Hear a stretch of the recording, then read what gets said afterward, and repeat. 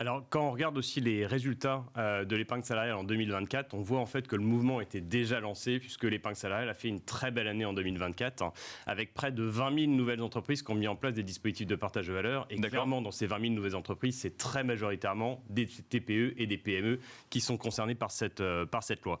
D'ailleurs, ça s'est matérialisé aussi par 500 000 nouveaux salariés en France qui bénéficient de ces dispositifs. D'accord. On arrive à 12,8 millions de salariés, soit plus de 50% des salariés en France. Donc ça se démocratise. Donc clairement, ça se démocratise et on voit que ces dispositifs qui historiquement, vous le savez, étaient très concentrés sur les très grandes entreprises, qui sont toutes équipées depuis longtemps, les ETI progressivement équipées à peu près à 70%, eh bien on voit que désormais les PME et les TPE mettent en place ce type de dispositif.